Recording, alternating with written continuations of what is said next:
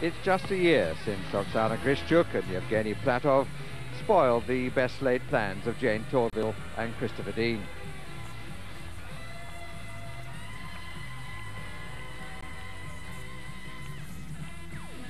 It was said that the pace of the Russian rock and roll disguised their technique.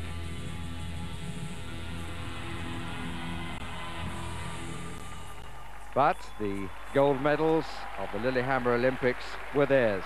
They went on to take the world title, which they now defend here. This year, speed is still an integral part of their skating.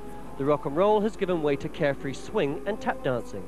Those who saw the tap section of their program earlier in the week were impressed. But since then, it's been kept under wraps. But in 24 hours, all will have to be revealed.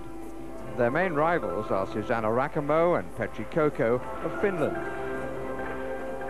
Popular with audiences all over the world, the Finnish couple have always taken time to create stylish, eye-catching programs. This year's choice is probably their most conservative. A Beatles medley, a 60s look, and crisp, clean, if somewhat simpler choreography. In Dortmund this year, it brought its reward. Gold at last in the European Championship. They are the chameleons of the ice world, constantly changing style, music, costume, and even hair to create a complete package when they perform.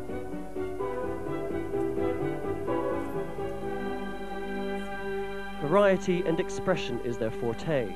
They skate in extremes, one year humor, the next classical.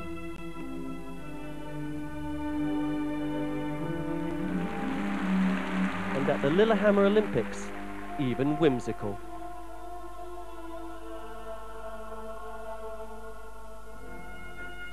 Somewhat overlooked in the past, the judges may have been looking for a little less theatre and a little more technical consistency.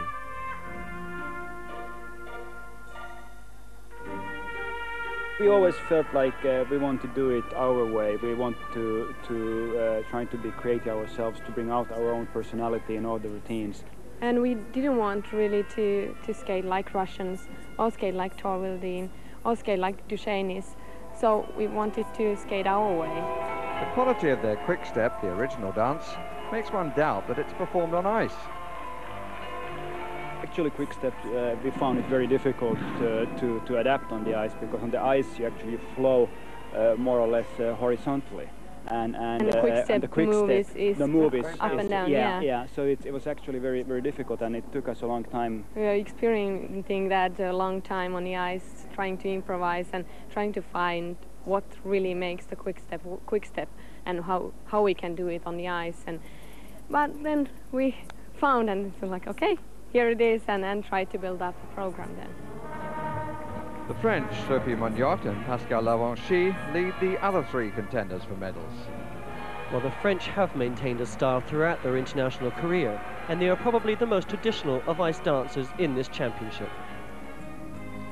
Angelika Krylova and Oleg Ovsiannikov, a new partnership this year, offer a second Russian challenge.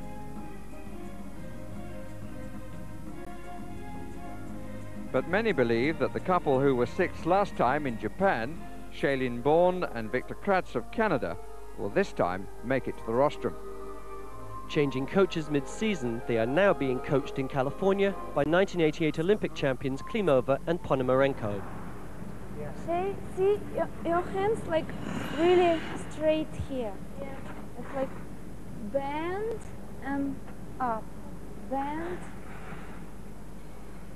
Being coached by Russians means all aspects of dance will be used in training, including bar work and off-ice choreography. Okay. With ice dancing, line and control are the two most important requirements. Now, many people thought the tightening and reworking of the ice dance rules would stop all creativity. The Canadian champions are here to prove that theory wrong.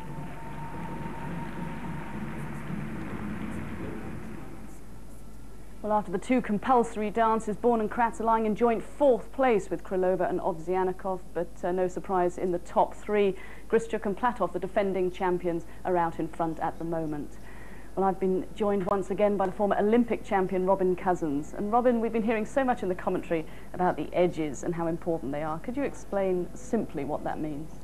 On the bottom of the blade, which is 1/4 of an inch thick, there are 2 edges at either side, and the ice dancers will take the blade and actually have the hollow ground much deeper than a figure skate. And if you actually look on the close-up, you'll see where that hollow sits, right down the center of the blade. And as I said, the ice dancers, because of the depth of edge that's needed and because of the grip, they will have that sharpened much more so than a figure skater. And the other difference is that the blade for an ice dancer is about 1 inch shorter. Okay, thanks for the moment.